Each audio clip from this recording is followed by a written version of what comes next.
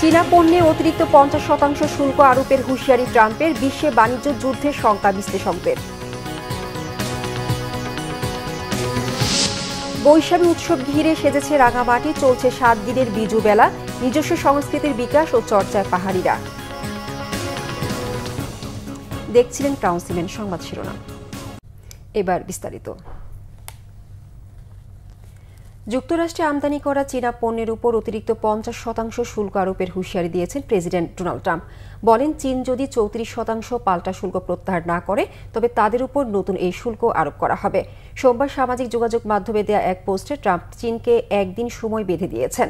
এছাড়া চীনের সাথে শুল্ক আরোপ নিয়ে যে আলোচনার কথা ছিল তার সম্ভাবনা নেই বলেও জানান। বুধবার থেকে যুক্তরাষ্ট্রের নতুন এই শুল্কারোপ কার্যকর হবে। ট্রাম্পের হুঁশিয়ারিতে তীব্র প্রতিবাদ জানিয়েছে চীন। দেশটির বাণিজ্য মন্ত্রণালয় জানিয়েছে, যুক্তরাষ্ট্রের ব্ল্যাকমেইল মেনে নেওয়া হবে না। লড়াই চালিয়ে যাওয়ারও ঘোষণা দিয়েছে চীন। পাল্টাপাল্টি শুল্কারোপের ফলে বাণিজ্য যুদ্ধের শঙ্কা করছেন বিশ্লেষকরা। এর আগে গত সপ্তাহে চীনা পণ্যের উপর 34% শুল্ক আরোপের সিদ্ধান্ত নেন ট্রাম্প প্রশাসন। ওই ঘোষণার পরপর চীনও যুক্তরাষ্ট্রের উপর পাল্টা 34% শুল্ক আরোপের ঘোষণা দেয়। এরপরই দেশ দুটির মধ্যে শুল্কারোপ নিয়ে উত্তেজনা চরমে পৌঁছায়। দর্শক, বাণিজ্য উপদেষ্টা বলেছেন, যুক্তরাষ্ট্রে আরোপিত শুল্ক কমাতে বাণিজ্য মন্ত্রণালয়ের দেয়া চিঠির প্রেক্ষিতে ইতিবাচক সিদ্ধান্ত আসতে পারে। সচিবালয়ে ক্রয় সংক্রান্ত উপদেষ্টা কমিটির বৈঠকে কথা বলেছেন তিনি। সেখানে আছেন আমাদের সিনিয়র রিপোর্টার মুহিবুল্লাহ মুহিব। সরাসরি কথা বলছে তার সঙ্গে। মুহিব, বাণিজ্য উপদেষ্টা যুক্তরাষ্ট্রের শুল্ক আরোপ বিষয়ে আর কি বলেছেন জানাবেন আমাদের। রেখা, আমি মূলত এই মুহূর্তে রয়েছি সচিবালয়ের যে মন্ত্রী পরিষদ বিভাগ সেখানে, এবং সেই সম্মেলন কক্ষের সামনে, যেখানে কিছুক্ষণ আগে অনুষ্ঠিত হয়েছে জাতীয় ক্রয় কমিটির বিশেষ করে উপদেষ্টাদের যে বৈঠক, সেই বৈঠকে মূলত আলোচনা হয়েছে যুক্তরাষ্ট্রের যে শুল্ক আরোপিত হয়েছে সেই শুল্ক নিয়ে মূলত পুরো বৈঠকেই আলোচনা হয়েছে। এবং যেহেতু বাংলাদেশের যে পোশাক রপ্তানির যে বিষয়টি, এবং এটি বাংলাদেশের যে ফরেন কারেন্সি আসার যে একটি বা ফরেন রেমিটেন্স আসার যে একটা গুরুত্বপূর্ণ খাত, সেই খাতের এবং সবচেয়ে বেশি পোশাক যুক্তরাষ্ট্রে যেহেতু রপ্তানি করা হয়, সেই কারণে এই আরোপিত শুল্ক, এই শুল্কের কারণে যে শুধুমাত্র বাংলাদেশ নয়, পুরো বৈশ্বিক অর্থনীতি যে টালমাটাল অবস্থায় পৌঁছতে পারে সেটি নিয়ে মূলত এই ক্রয় সংক্রান্ত কমিটির বৈঠক আলোচনা হয়েছে। এবং বৈঠক শেষে বাণিজ্য উপদেষ্টা যেটি জানিয়েছেন যে যুক্তরাষ্ট্রের সঙ্গে বাংলাদেশের যে বাণিজ্য ঘাটতি, সেই ঘাটতি কমিয়ে আনার জন্য আলোচনা হয়েছে। এবং সেখানে যেটি বলা হয়েছে যে যুক্তরাষ্ট্র থেকে এর আগে শুল্ক মুক্ত সুবিধায় 190টি পণ্য আমদানি করা হতো, এবং সেটি শুল্ক মুক্ত সুবিধায় আরো 100টি পণ্য আমদানির সিদ্ধান্ত নেওয়া হয়েছে, যেখানে আগের চেয়ে সেই পণ্যের সংখ্যাটি দাঁড়িয়েছে 290টি। অর্থাৎ এই যে আরো 100টি পণ্যের শুল্ক মুক্ত সুবিধা দেয়া যুক্তরাষ্ট্রকে, এই কারণে এই উপদেষ্টারা মনে করছেন যে এই কারণে বাংলাদেশই লাভবান হবে। একই সঙ্গে বাংলাদেশের সঙ্গে যে যুক্তরাষ্ট্রের যে মানে ব্যবসায়িক যেই বিষয়গুলো রয়েছে সেটির ঘাটতি অনেকাংশেই কমে আসবে। এবং তিনি স্পষ্ট করেই বলেছেন যে আরোপিত যেই শুল্ক 37% শুল্ক আরোপ করা হয়েছে ট্রাম্প প্রশাসনের পক্ষ থেকে, সেটির 3 মাসের জন্য অন্তত স্থগিত রাখার জন্য প্রধান উপদেষ্টা ডক্টর মোহাম্মদ ইউনুস তিনি চিঠি লিখেছেন ট্রাম্পের কাছে। একই সঙ্গে বাণিজ্য উপদেষ্টাও চিঠি লিখেছেন সেখানকার অর্থনৈতিক বা বাণিজ্যিক যেই সংগঠনটি রয়েছে যুক্তরাষ্ট্রে সেখানে, এবং তিনি মনে করছেন যে এই চিঠি লেখার প্রেক্ষিতে মূলত পজিটিভ কোনো সেখান থেকে তাদের যে রেসপন্স সেটি আসতে পারে সেটি তিনি মনে করছেন। এবং এই কারণে দুই দেশের মধ্যে পারস্পরিক সম্পর্ক আরো বেশি ঘনীভূত হবে, আরো বেশি উন্নয়ন ঘটবে। এবং একই সঙ্গে তারা মনে করছেন যে এই নতুন করে আরোপিত শুল্কের কারণে বাংলাদেশের খুব একটা ক্ষতি হবে না, এটিও কিন্তু নিশ্চিত করেই তারা বলেছেন। তো এই ছিল আমার কাছে জাতীয় ক্রয় সংক্রান্ত কমিটির বৈঠক থেকে নেওয়া সিদ্ধান্তগুলোর সার্বিক পরিস্থিতির তথ্য। রেখা, মুহিব, আপনাকে ধন্যবাদ। চলে যাচ্ছি পরের সংবাদে। পাহাড়িদের প্রধান সামাজিক উৎসব বৈশাখী ঘিরে সাজ অবস্থা রাঙামাটিতে। নতুন বছরকে বরণ ও পুরনোকে বিদায় জানাতে উৎসবে মেতেছে পাহাড়ের বাসিন্দারা। নিজস্ব সংস্কৃতির বিকাশ ও চর্চার মাধ্যমে নানাভাবে বৈশাখী উৎসব পালন করছে তারা। চলছে 7 দিনের বিজু মেলা। রাঙামাটি প্রতিনিধি নন্দন দেবনাথের তথ্য, ছবিতে থাকছে ডেস্ক রিপোর্ট। রাঙ্গামাটিতে নানা আনুষ্ঠানিকতায় শুরু হয়েছে বৈশাখী উৎসব। ক্ষুদ্র নৃগোষ্ঠীর সবচেয়ে বড় সামাজিক এই অনুষ্ঠানটি পরিণত হয়েছে মিলন মেলায়। বাংলা নতুন বছরকে বরণে উচ্ছ্বাসিত তরুণ তরুণীরা। চৈত্রের শেষ দিন ও নববর্ষ বরণকে সামনে রেখে উৎসবটি আয়োজন করে জেলা পরিষদ। সাংস্কৃতিক ইনস্টিটিউট মাঠে চলছে 7 দিনব্যাপী মেলা।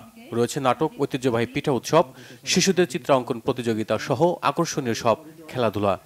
সুন্দর করে হচ্ছে, তো আশা করি সবাই যাতে মেলায় আসে, আমাদের ঐতিহ্য সম্পর্কে জানে, এটাই কামনা। আমাদের কালচারের ব্যাপারে আমাদের আরো অনেক ধারণা হয় etcetera. And actually Biju is the heart of our people. এই বছরের শেষ দিন বিদায় দিবে, এখানে তারা সবাই আসে। এখানে হচ্ছে যে কোনো ধরনের কি বলবো সামাজিক শ্রেণীকরণ থাকে না, সবাই একে অন্যের বাড়িতে যায়। জাতি গোষ্ঠীর যে একটা অনুষ্ঠান হয়, সবাই মিলে একত্রিত করে নতুন বছরকে শুভেচ্ছা জানানো অনেক ভালো লাগে। হিন্দু, মুসলিম, বৌদ্ধ, খ্রিস্টান সকলে মিলে আমরা আগামী যে আমাদের উৎসব, ওই উৎসব আমরা সকলে মিলে পালন করব।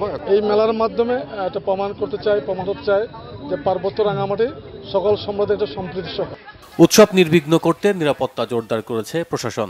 সকল পক্ষের সকল সাংস্কৃতিক জনগোষ্ঠীর এই মেলাটা অত্যন্ত চমৎকার ভাবে হবে এবং অত্যন্ত উপভোগ্য হবে বলে আমরা মনে করছি। আমরা আশা করছি এই উৎসব পালনের মাধ্যমে, এই মেলা আয়োজনের মাধ্যমে এই দেশের সাংস্কৃতিক কর্মকাণ্ড যে বিকাশমান আছে সেটা দেশবাসী তথা সারা বিশ্বের কাছে আমরা তুলে ধরতে সক্ষম হব। এই উৎসব সকল সম্প্রদায়ের মাঝে সম্প্রীতি মেলবন্ধন বলে মনে করেন আয়োজকরা। পার্বত্য এলাকার খাওয়া দাওয়া, পোশাক আশাক সব মিলিয়ে এখানে ডিসপ্লে করা হবে এবং সাথে সাথে প্রত্যেকদিন বিকালবেলা এখানে সাংস্কৃতিক অনুষ্ঠান হবে। এই পার্বত্য এলাকা শান্তি শৃঙ্খলা, শান্তি যাতে সকল সম্প্রদায় বসবাস করতে পারে, এটাই আমার কামনা। আমরা প্রার্থনা করি, ক্ষমা প্রার্থনা করি, ভুল ত্রুটি আমরা করছি, এটা আমাদের মাফ করার জন্য, এবং আমরা অঙ্গীকার করি যে আমরা এগুলো পুনরাবৃত্তি করব না। 15 এপ্রিল সাংগ্রাই জল উৎসবের মধ্য দিয়ে উৎসবের আনুষ্ঠানিকতা শেষ হলেও মাসব্যাপী পাড়ায় মহল্লায় চলে উৎসবের আমেজ। Bangla vision news desk. দেশের মূল ভূখণ্ড থেকে বিচ্ছিন্ন সাগর বেষ্টিত সন্দ্বীপে 56 কিলোমিটার প্রতিরক্ষা বাঁধ নির্মাণ ও সংস্কার করছে পানি উন্নয়ন বোর্ড। এতে ভাঙন থেকে রক্ষা পাবে দ্বীপবাসীর ঘরবাড়ি, চাষযোগ্য হবে অনাবাদি 18,000 হেক্টর জমি, বাড়বে নাগরিক সুবিধা। জোয়ার জলোচ্ছ্বাসে পানি না ওঠায় এ বাঁধ ঘিরে নতুন স্বপ্ন বুনছে সন্দ্বীপবাসী। চট্টগ্রাম থেকে নাসির উদ্দিনের রিপোর্ট। উত্তরে বামনী নদী এবং পূর্বে সন্দ্বীপ চ্যানেল মূল ভূখণ্ড থেকে বিচ্ছিন্ন করেছে সন্দ্বীপকে। 4 লাখ জনসংখ্যার এই দ্বীপের প্রধান সমস্যা ভাঙন। দিনের পর দিন সমুদ্রের লোনা পানি গিলে খাচ্ছে জমি, এতে ছোট হয়ে আসছে সন্দ্বীপের আকার। জোয়ার জলোচ্ছ্বাস, প্লাবন, ঘূর্ণিঝড়ে বিপর্যস্ত এ দ্বীপের জনজীবন। লবণাক্ত পানির অবাধ প্রবেশে বিস্তীর্ণ জমি পড়ে থাকে অনাবাদি, সহায় সম্বল হারিয়ে নিঃস্ব অনেকে। প্রাকৃতিক দুর্যোগের কারণে অনেকে এ দ্বীপ ছেড়ে গেছেন। দ্বীপবাসীর দুর্ভোগ লাঘবে ক্ষতিগ্রস্ত বাঁধ সংস্কার ও নতুন বাঁধ নির্মাণ করছে পানি উন্নয়ন বোর্ড। নতুন স্বপ্ন বুনছেন এখানকার বাসিন্দারা। বানবিরহরে কেন সুখ করি, মানুষ গরু কতন হাইটার ব্যাগ কিছু সুখ করে, এখন বালা আছি, এখন হানি কেজি উঠে না, এখন খুব শান্তিতে আছি। জোয়ার আসলেই ধরেন সব আতঙ্কতে থাকতাম, আমরা গরু বস পালতে পারতাম না, এই যে ধান করলে চলে যাইতো, 8-10 বার লাগানোর পরও হইতো না। আমাদের এখানে অনেক কষ্ট হয়েছে, চাষবাস নিয়ে, জমি নিয়ে, গরু কোতান ফালতে পারি নিয়ে, ঘর বাড়ি ফানি উঠে যেত। এখন তো এখানে বস্তা দেওয়া অনেকটা ভালো হয়েছে। প্রকল্প বাস্তবায়নের ফলে দ্বীপবাসীর জানমাল রক্ষার পাশাপাশি অনাবাদি জমি হবে আবাদি, বলছে পানি উন্নয়ন বোর্ড। 8.14 কিলোমিটার প্রোটেক্টিভ ওয়ার্ক এবং 4.2 কিলোমিটার মাটির কাজ বর্তমানে চলমান রয়েছে। এই কাজ বাস্তবায়ন হলে আমরা আশা করতে পারি এলাকার জনগণের জানমাল এবং গুরুত্বপূর্ণ স্থাপনাসমূহ রক্ষা পাবে। এরই মধ্যে প্রথম ভাগে 9.8 কিলোমিটার প্রতিরক্ষা বাঁধ সংস্কার শেষ হয়েছে। প্রায় 562 কোটি টাকা ব্যয়ে দ্বিতীয় ভাগে আরও প্রায় 12.5 কিলোমিটার বাঁধের ঢাল ও তীর সংরক্ষণের কাজ চলছে। পুরো সন্দ্বীপের চতুর্দিকে আমাদের বাঁধ আছে 56 কিলোমিটার এবং এর সাথে আমরা এই যে সারিকাহাইত, মগধরা, রহমতপুর, কালাপানিয়া এই ইউনিয়নগুলোতে যেই জায়গাগুলোতে বাঁধ দুর্বল রয়েছে সবগুলো জায়গায় আমরা বাঁধ মেরামতের কাজ হাতে নিয়েছি এবং আমরা আশা করছি আমাদের প্রকল্প বাস্তবায়ন হলে সন্দ্বীপ উপজেলায় আর এই জোয়ারের পানি প্রবেশের হাত থেকে রক্ষা পাবে। 2027 সালে শেষ হবে পানি উন্নয়ন বোর্ডের এ কর্মযজ্ঞ। Bangla vision news desk. এই ছিল এখনকার মতো, পরের সংবাদ বেলা 2টায়। এর আগে একটা রয়েছে নিউজ টপ 10। এছাড়া বাংলা ভিশন সংবাদ ও সংবাদ সংশ্লিষ্ট অনুষ্ঠান দেখতে ভিজিট করুন www.bvnews24.com ও facebook.com/banglavisionnews এবং সাবস্ক্রাইব করুন youtube.com/banglavisionnews। ধন্যবাদ সবাইকে।